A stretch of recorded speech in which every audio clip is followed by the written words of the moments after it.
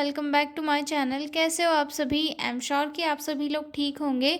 तो चलिए हम लोग आज का वीडियो स्टार्ट करते हैं। आज के वीडियो में हम लोग साइकेट्रिक इमरजेंसी वाला जो टॉपिक है उसे डिस्कस करेंगे। काफ़ी इंपॉर्टेंट टॉपिक है हमारे सिलेबस का, तो हम इसे बहुत अच्छे से और सिंपल लैंग्वेज में डील करेंगे। ठीक है, तो जो लोग भी चैनल पर नए हैं वो लोग चैनल को सब्सक्राइब कर ले, वीडियो को लाइक करें और अपने दोस्तों के साथ शेयर ज़रूर करें। ठीक है, तो चलिए स्टार्ट करते हैं। साइकेट्रिक इमरजेंसी, पहले तो इसमें दो वर्ड दिए गए हैं। साइकेट्रिक दैट मीन्स कि मेंटल हेल्थ से रिलेटेड, ठीक है, और इमरजेंसी यानी कि ऐसी कोई कंडीशन जहाँ पे जल्दी से जल्दी कोई इंटरवेंशन करने की ज़रूरत होती है। मतलब एक बहुत ही जो है सीरियस कंडीशन आ गई होती है, जिसके कारण जो है किसी की लाइफ डेथ की ओर जा सकती है, या फिर परमानेंट डिसेबिलिटी कॉज हो सकती है, या फिर कुछ भी हो सकता है। यानी कि एक ऐसी सिचुएशन जहाँ पे कोई पेशेंट जो है वो मेंटल इलनेस से जूझ रहा है, और साथ ही साथ ऐसी कोई कंडीशन क्रिएट हो गई है जैसे कि वो वायलेंस है, या फिर सुसाइड करने की कोशिश कर रहा है, सीवियर एंजाइटी हो रही है। ठीक है, तो ऐसे सारे सिम्टम्स अगर दिखाई दे रहे हैं तो उसे हम लोग जो क्या कहेंगे, साइकेट्रिक इमरजेंसी, जिसे इग्नोर नहीं किया जा सकता। ये साइकेट्रिक इमरजेंसी भी उन्हीं इमरजेंसीज़ की तरह इंपॉर्टेंट होती है जैसे कि मेडिकल या फिर सर्जिकल इमरजेंसीज होती है, उन्हीं की तरह जो साइकेट्रिक इमरजेंसी में इंपॉर्टेंट होती है, जिसे हैंडल करना बहुत इम्पॉर्टेंट होता है। और अगर इसे हैंडल नहीं किया गया तो इसके कारण जो है डेथ या फिर परमानेंट डिसेबिलिटीज़ कॉज हो सकती है। ठीक है, तो चलिए देखते हैं psychiatric emergency. Psychiatric emergency is a situation where a patient's mental or emotional condition suddenly become severe and they may become a danger to self, others or property. मतलब साइकेट्रिक इमरजेंसी एक ऐसी सिचुएशन है जहाँ पे जो है patient का जो मेंटल स्टेटस है या फिर इमोशनल स्टेटस है वो सडनली जो है सीवियर हो जाता है। मतलब पेशेंट जो है पैनिक हो जाता है, चाहे फिर वो खुद को भी हार्म कर सकता है, या फिर किसी अपने आसपास में अपने रिलेटिव को, नर्स को, या फिर अपनी जो प्रॉपर्टी है उसे हार्म करने लग जाता है। तो उस कंडीशन को क्या कहते हैं? Psychiatric emergency. ठीक है, it requires immediate intervention to prevent harm and stabilize the patient. मतलब इसके लिए जो है इमीडिएट इंटरवेंशन की ज़रूरत होती है। मतलब इमीडिएट उस जो भी कंडीशन हो रही है पेशेंट के साथ, पेशेंट को जो है थोड़ा काम करने की ज़रूरत होती है, उसे ट्रीटमेंट प्रोवाइड करने की ज़रूरत होती है। ठीक है, ताकि पेशेंट जो है अपने को हार्म ना कर सके और पेशेंट को हम प्रिवेंट कर पाए। इसीलिए जो है पेशेंट को काम करना और इंटरवेंशन करना बहुत ही इंपॉर्टेंट हो जाता है उस कंडीशन में। ठीक है, psychiatric emergency are the serious as a medical or surgical emergencies because delayed can cause death और permanent disabilities। साइकेट्रिक emergencies भी उतनी ही इम्पॉर्टेंट होती है जितनी कि मेडिकल या सर्जिकल emergencies, क्योंकि अगर इन्हें इंटरवेंशन करने में डिले किया गया तो उसके कारण से डेथ या फिर परमानेंट डिसेबिलिटीज़ कॉज हो सकती है। ठीक है, nurses are often the first responders, so their role is recognition, safety and early intervention is crucial। यानी कि नर्सेज जो है सबसे फर्स्ट वहाँ पर रिस्पॉन्स करने के लिए प्रेजेंट होती है। मतलब सबसे पहले जब कोई पेशेंट पैनिक होता है तो उस कंडीशन में ना उसके पास डॉक्टर्स होते हैं ना अटेंडर, नर्सेज होती है। तो नर्सेज को जो है सबसे फर्स्ट उसकी जो भी सिम्टम्स है उन्हें रिकॉग्नाइज करना चाहिए कि भाई अब ये पेशेंट का जो बिहेवियर है वो ज़्यादा सीवियर इसमें जा रहा है, हो सकता है आगे चल के साइकेट्रिक इमरजेंसी वाली कंडीशन आए। तो जल्दी से जल्दी नर्सेस को प्रिपेयर रहना चाहिए और साथ में इंटरवेंशन करना चाहिए ताकि पेशेंट की जो स्टेबिलिटी है उसे बनाकर रखा जा सके और पेशेंट को काम किया जा सके। ठीक है, फॉर एग्जांपल के लिए अगर हम देखें, अगर कोई व्यक्ति सुसाइड अटैम्प्ट कर ले तो वो, या फिर बहुत ही वायलेंट हो जाए, या फिर हेलुसिनेशन के कारण दूसरे को चोट पहुंचा दे, तो ये सारी कंडीशन किस में आ जाती है? साइकेट्रिक इमरजेंसीज में। ठीक है, क्योंकि इन्हें ट्रीट करना इंपॉर्टेंट होता है, क्योंकि अगर इन्हें ट्रीट नहीं किया जा सकता तो हो सकता है किसी की डेथ हो जाए। ठीक है, तो ये था हमारा इंट्रोडक्शन। डेफिनेशन देखते हैं। A psychiatric emergency is an acute disturbance of thoughts, mood, behavior, or social relationship requiring immediate intervention to save the patient or others from imminent harm। यानी कि साइकेट्रिक इमरजेंसी जो है एक ऐसा एक्यूट डिस्टरबेंस है thought का, mood का, behaviour का या फिर सोशल रिलेशनशिप का, जिसे जो है इमीडिएट इंटरवेंशन की ज़रूरत होती है ताकि दूसरों की या फिर पेशेंट की जो लाइफ है वो खतरे में ना पड़ सके। मतलब जो पेशेंट का मूड है वो इतने सीवियर इस पे चला जाता है कि उसे ये समझ में नहीं आता है कि मैं क्या कर रहा हूँ और क्या नहीं। मैं मतलब दूसरों को हार्म कर रहा हूँ या नहीं, ये भी सारी जो चीज़ें हैं पेशेंट को समझ में नहीं आती है।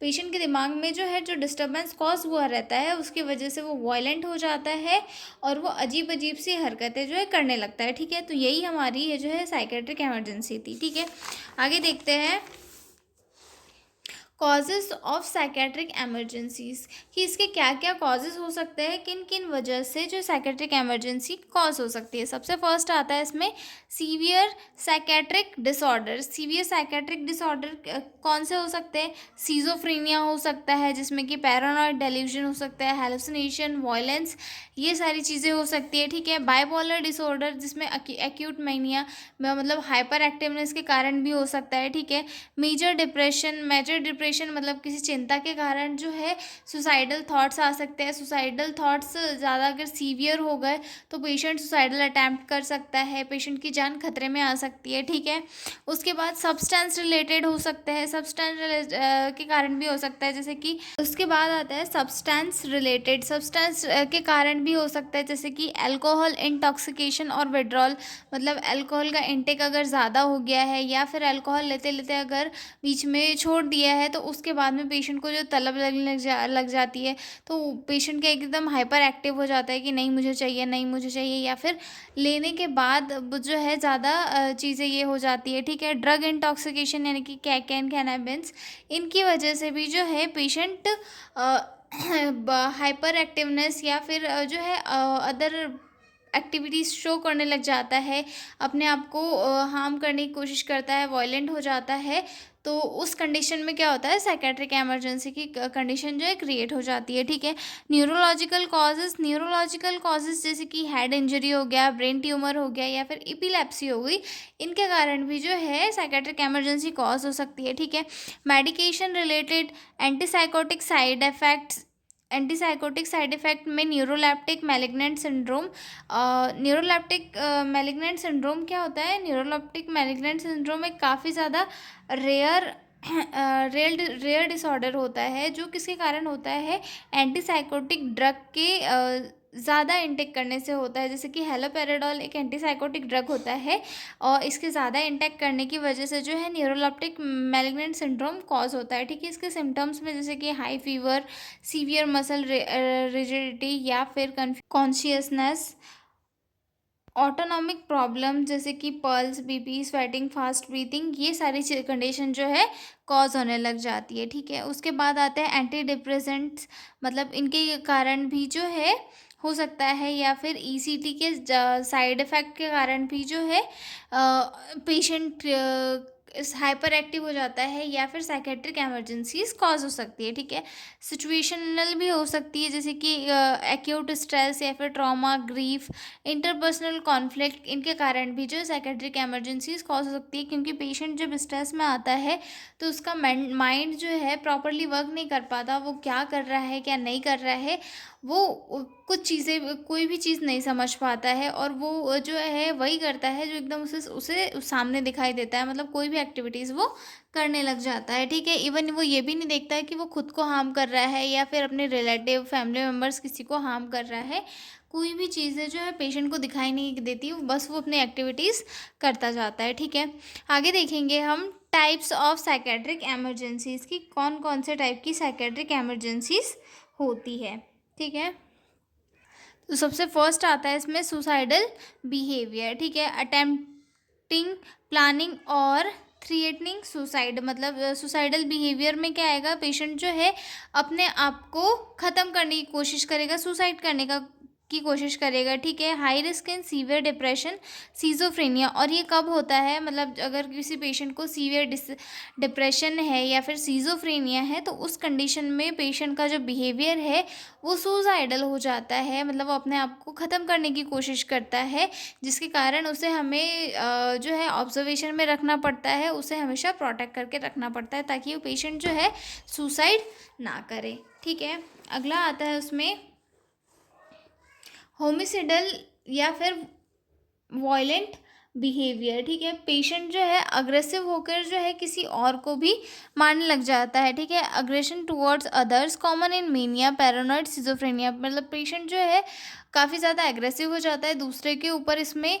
और ये किस कंडीशन में होता है, जब पेशेंट मेनिया में होता है, हाइपरमेनिया में, या फिर पैरानॉइड सिजोफ्रेनिया जब किसी पेशेंट को होता है डिसीज़ या तो उस कंडीशन में पेशेंट के सिम्टम्स कभी कभी जो है दिखाई देते हैं, मतलब हाइपर एक्टिव हो जाता है पेशेंट, किसी को भी हार्म करने की कोशिश कर देता है, जिसकी वजह से जो है साइकेट्रिक इमरजेंसी कॉज हो जाती है, ठीक है। उसके बाद आता है एक्यूट साइकोसिस। एक्यूट साइकोसिस में जो है हेलुसिनेशंस या फिर delusion, severe agitation, loss of reality contact, मतलब पेशेंट को जो है अगर आवाज़ें सुनाई दे रही है, डेल्यूजन्स हो रहे हैं, या फिर सीवियर एजिटेशन हो रही है, या पेशेंट अगर रियलिटी से कांटेक्ट छोड़ दे रहा है, तो उस कंडीशन में जो है साइकेट्रिक इमरजेंसी कॉज हो सकती है, क्योंकि पेशेंट को कुछ भी सुनाई दे सकता है, कुछ भी दिखाई दे सकता है, जिसकी वजह से पेशेंट जो है वायलेंट हो जाता है और उसकी जो एक्टिविटीज़ है वो अनकंट्रोल्ड हो जाती है। तो वहाँ पर हमें जो है इमीडिएट इंटरवेंशन करने की ज़रूरत होती है ताकि हम पेशेंट को जो है प्रिवेंट कर सके और उसके माइंड में जो आ रहे अनवांटेड थॉट्स है उन्हें कम कर सके, ठीक है। उसके बाद अगला टाइप आता है इसका सीवियर डिप्रेशन। सीवियर डिप्रेशन एक बहुत ही इंपॉर्टेंट टाइप है, क्योंकि अगर पेशेंट जो है सैड है या फिर होपलेस है, या फिर जो है उसके दिमाग में सुसाइडल थॉट्स चल रहे हैं किसी चीज़ के कारण, तो उस कंडीशन में पेशेंट कभी भी अपने आप को हार्म करने की कोशिश कर सकता है। कभी भी ऐसी सिचुएशन आ सकती है कि पेशेंट को जो है सुसाइड करने से हमें रोकना पड़ सके, ठीक है। तो सीवियर डिप्रेशन भी एक टाइप होता है साइकेट्रिक इमरजेंसी का, ठीक है। उसके बाद आता है मेनिया। मेनिया में पेशेंट क्या हो जाता है, एक्सेसिव एक्टिव हो जाता है, मतलब हाइपर एक्टिविटी शो करने लग जाता है, ठीक है। मतलब एक्सेसिव बोलने लग जाता है, अग्रेशन दिखाने लग जाता है अगर उसकी बात नहीं मानो तो, ठीक है। मतलब ज़्यादा रिस्क लेने की कोशिश करता है, तो उस कंडीशन वो भी एक टाइप होता है, ठीक है, साइकेट्रिक इमरजेंसी का, ठीक है। उसके बाद आता है substance related emergencies. Substance related emergencies में क्या क्या आता है, इंटॉक्सिकेशन, यानी कि अल्कोहल, कैनाबिस, ओपिएट्स के कारण भी जो है कि यूज़ के कारण भी जो है साइकेट्रिक एमरजेंसीज कॉज हो सकती है, ठीक है। विड्रॉल या फिर डेलिरियम, ट्रिमर्स, सीजर्स, इस कंडीशन को भी जो है साइकेट्रिक इमरजेंसी में इंक्लूड किया जाता है, ठीक है। उसके बाद अगला पॉइंट आता है neuroleptic malignant syndrome. Neuroleptic malignant syndrome की कंडीशन भी एक साइकेट्रिक इमरजेंसी की कंडीशन कहलाती है। क्योंकि इसमें जो पेशेंट है उसे एंटीसाइकोटिक ड्रग्स का ओवरडोज हो चुका होता है, जिसके कारण पेशेंट में बहुत सारे अलग अलग सिम्टम्स दिखाई देते हैं, जैसे कि हाइपरथर्मिया हो गया, या फिर सीवियर मसल रिजिडिटी हो गई, confusion, Altered consciousness, autonomic problem जैसे कि PP, pulse, sweating, fast breathing, ये ऐसे सारे सिम्टम्स दिखाई देने लगते हैं। तो यहाँ पर भी जो है इमिडिएटली इंटरवेंशन करना बहुत इंपॉर्टेंट होता है, क्योंकि अगर नहीं किया तो उसकी वजह से पेशेंट जो है लाइफ थ्रेटनिंग कंडीशन में पहुँच सकता है, ठीक है। अगला देखते हैं क्लिनिकल फीचर्स की क्या क्या क्लिनिकल फीचर्स होते हैं साइकेट्रिक इमरजेंसी में। सबसे फर्स्ट तो है बिहेवियरल, जिसमें कि पेशेंट अग्रेशन दिखाएगा, वायलेंस होगा, सोशल विड्रॉल या फिर सुसाइडल अटैम्प्ट्स शो करेगा, ठीक है। उसके बाद अगले आते हैं इमोशनल में एक्सट्रीम फीवर, एजिटेशन या फिर होपलेसनेस हो सकते हैं, ठीक है। उसके बाद आता है कॉग्निटिव में हैलुसिनेशंस, डेल्यूजन्स, ओरिएंटेशन, पुअर जजमेंट, ये कॉग्निटिव सिम्टम्स हो गए, ठीक है। उसके बाद आता है फिजिकल में tachycardia, sweating, tremors, fever, seizures, ये सारे जो है इसके क्लिनिकल फीचर्स हो गए, ठीक है। आगे डिस्कस करते हैं नर्सिंग मैनेजमेंट इन साइकेट्रिक एमरजेंसीज की क्या क्या नर्सिंग मैनेजमेंट होते हैं साइकेट्रिक एमरजेंसी में, ठीक है। तो सबसे फर्स्ट आता है जनरल प्रिंसिपल की क्या क्या जनरल प्रिंसिपल्स होते हैं जिन्हें फॉलो करके हम साइकेट्रिक एमरजेंसी कंडीशन में पेशेंट को ट्रीट कर सकते हैं, ठीक है। सबसे फर्स्ट आता है इसमें ensure safety of patient, family and health worker. सबसे पहले तो हमें जो है पेशेंट की सेफ्टी, हेल्थ वर्कर्स की सेफ्टी और जो पेशेंट की फैमिली मेम्बर्स हैं उनकी सेफ्टी को इंश्योर करना है कि मतलब सभी लोग सेफ रहे, ठीक है। उसके बाद दूसरा पॉइंट आता है इसमें do not leave the patient alone if suicidal. अगर पेशेंट जो है उसे सुसाइडल थॉट्स आ रहे हैं या फिर वो सुसाइडल एक्टिविटीज़ कर रहा है तो उसे हमें कभी भी अकेला नहीं छोड़ना है, क्योंकि अगर हो सकता है हमने उसे कभी अकेले छोड़ा और वो सुसाइड करने की कोशिश करे, ठीक है। यूज़ काम सिंपल कम्युनिकेशन, पेशेंट के साथ जो है हमें बहुत ही काम सिंपल कम्युनिकेशन यूज़ करना है ताकि पेशेंट हमारी बातों को सुने, समझने की कोशिश करे, ठीक है। उसके बाद अगला पॉइंट आता है provide low stimulus environment, quiet, safe, non threatening. Patient को जो है क्वाइट और सेफ इन्वायरमेंट प्रोवाइड करना है ताकि उसके दिमाग में जो है पॉजिटिव एक्टिविटीज़ आए, लैब वो जो है सुसाइड या फिर अदर जो एक्टिविटीज़ है उनके बारे में ना सोचे, ठीक है। उसके बाद देखते हैं specific management according to type. मतलब जो हमने देखा था साइकेट्रिक एमरजेंसीज के टाइप देखे थे, अब उन टाइप्स के अकॉर्डिंग हम उनके जो है मैनेजमेंट देखेंगे, ठीक है। सबसे फर्स्ट आता है इसमें सुसाइडल एमरजेंसीज, मतलब अगर पेशेंट जो है सुसाइड करने की कोशिश कर रहा है तो उस कंडीशन में हमें क्या क्या इंटरवेंशंस करने हैं, ठीक है। तो पेशेंट को जो है कंटिन्यू ऑब्जर्वेशन में रखना है कि पेशेंट की एक्टिविटीज़ क्या है, कैसे कैसे क्या कर रहा है, वो क्या थॉट्स आ रहे हैं उसके दिमाग में, ये सारी चीज़ें जो है हमें ऑब्जर्व करनी है, ठीक है। रिमूव डेंजरस ऑब्जेक्ट्स, पेशेंट के पास में जो भी डेंजरस ऑब्जेक्ट है उन्हें रिमूव कर देना है ताकि पेशेंट उनके कारण खुद को हार्म ना पहुंचा पाए, ठीक है। Supportive counselling, medications, anti depressants, यानी कि पेशेंट को जो है काउंसलिंग देनी है और मेडिसिन देनी है एंटी डिप्रेसेंट ताकि उसका जो माइंड है वो थोड़ा शांत रहे, ठीक है। उसके बाद अगला पॉइंट आता है हमारा वॉयलेंट या फिर होमिसाइडल एमरजेंसीज में क्या करना है, maintain safe distance, call for help. मतलब अगर पेशेंट जो है काफ़ी वॉयलेंट है तो उस कंडीशन में जो है हमें पेशेंट से जो है डिस्टेंस मेंटेन करना है, क्योंकि ऐसा भी हो सकता है कि पेशेंट हमें ही मार दे। तो पेशेंट से जो है सेफ डिस्टेंस मेंटेन रखना है और हेल्प के लिए जो है हमेशा किसी को साथ में रखना है, ठीक है। De escalation techniques, talk calmly and avoid provocation. जो डी एस्केलेशन टेक्निक्स है, डी एस्केलेशन टेक्निक्स मतलब डीएस्केलेशन टेक्निक्स दैट मीन्स कि ऐसे टेक्निक्स जहाँ पे जो है बहुत ही तनावपूर्ण अगर कोई माहौल है तो उसे एकदम बहुत जल्दी से कैसे कंट्रोल में लाया जा सके, जैसे कि कामली पेशेंट के साथ कामली बात करके किसी भी प्रोवोकेशन, यानी कि पेशेंट को जो है ज़्यादा उकसाने की जगह पे उसे शांत कराना, उसकी बातें मानना कि हाँ तुम सही हो, तुम जो बोल रहे हो वो सब कुछ सही है, हम गलत है, हम मतलब पेशेंट को एक पॉजिटिव ये देना कि तुम सही हो मैं गलत हूँ।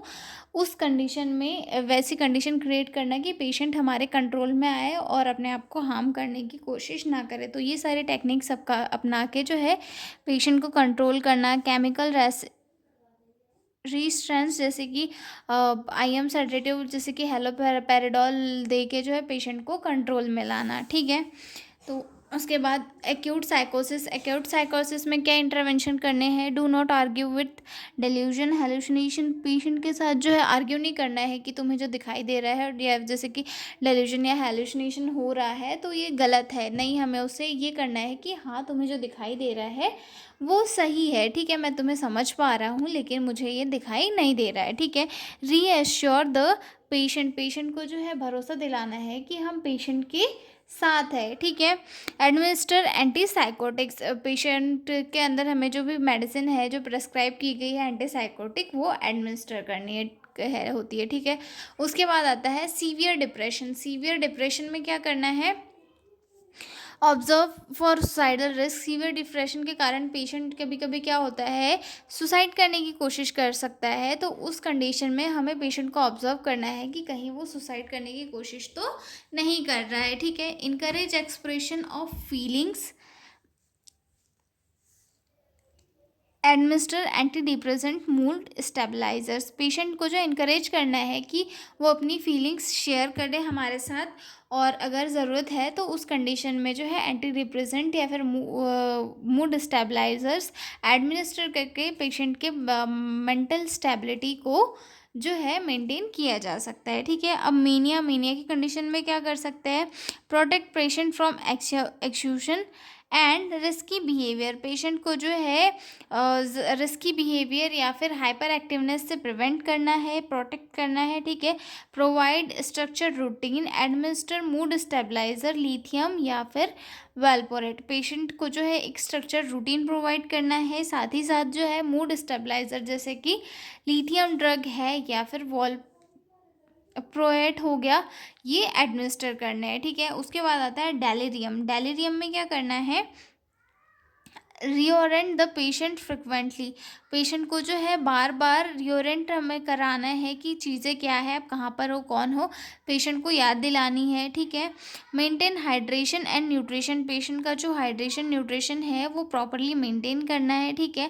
Treat underline causes infection metabolic imbalance. जो मेटाबॉलिक इम्बैलेंस है जैसे या फिर इन्फेक्शन है, उसे ट्रीट करना है जल्दी से जल्दी जितना पॉसिबल हो सके, ठीक है। आगे देखते हैं सब्सटेंस विड्रॉल। सब्सटेंस विड्रॉल की कंडीशन में हमें क्या करना है, ठीक है।